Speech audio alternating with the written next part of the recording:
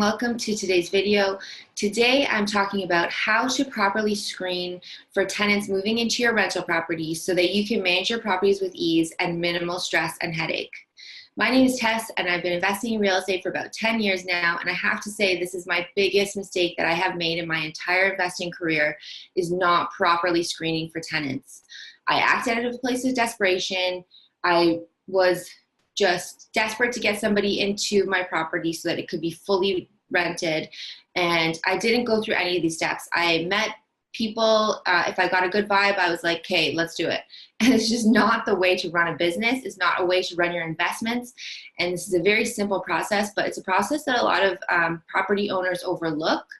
And even if you are planning to have a property manager manage your property for you, these are things you want to make sure that they are doing to properly screen for tenants before they move into your property. Like your property is your asset, and these people, the tenants, are going to be your customers and your clients, and they're going to be renting your biggest asset from you. So you want to make sure that this process is rock solid and you don't skip any steps, and you make sure that you follow through with all of them to ensure that you are doing everything that you can to choose the best tenants for your property. Before I get into it, I did come up with a free report called the 7 biggest things to consider before you buy your first rental property.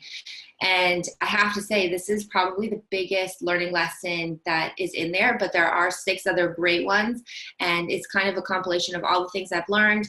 So it's completely free. Grab it in the link below.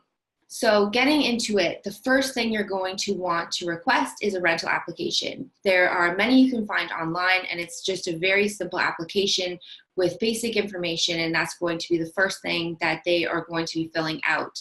And it's going to be an opportunity for you to review basic information on them. Second thing you're going to want to request is an employment letter. And every time I request an employment letter, I make sure that they have included in the employment letter how long they've been employed at their current job and what their salary is, because I want to make sure that they have been there for a while and that they have enough money to cover the rent.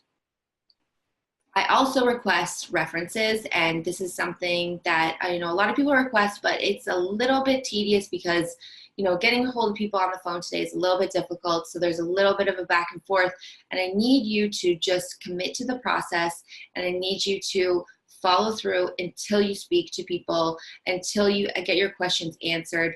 I ask for 3 references for each tenant that will be living there. So if it's a couple, I ask for 3 references from each of them, preferably a previous landlord or a previous employer, so that I can see how they are in terms of like sort of more of a business relationship. The other thing I want to be clear in the tenant screening process is that they are going to be responsible to give me first and last month's rent when the lease is accepted. So a lot of people overlook this step, and it's just something, it's sort of like a heads up, because a lot of people maybe aren't aware that they are to be giving first and last month's rent. And then they're scrambling and they're feeling, stressed about it. So I want to be very upfront with that at the beginning, that is something that they are going to need to provide me so that they can, during the due diligence process, they can make sure that they have that money ready. I also give them a copy of the lease that I want to be using. I always try to provide the lease myself as opposed to having them or their real estate agent provide the lease, because I want to be in control of what is in that lease. But I also want to give it to them during this process so that they have enough time to review it while I'm reviewing all of their information. They can review the lease, and if there's any questions or concerns that come up along the way, that they can let me know, and we can go over everything. So you want to make sure that everything is above board. You're going through all of the things that you need them to provide you. Another thing I request is a credit check. And that's something that some landlords can do on their own, or is something that you can request that the tenant or the tenant applicant can get themselves. It's pretty easy to get. You can get it online. Usually it's about $20 or $30, and people don't really have much of a problem with it.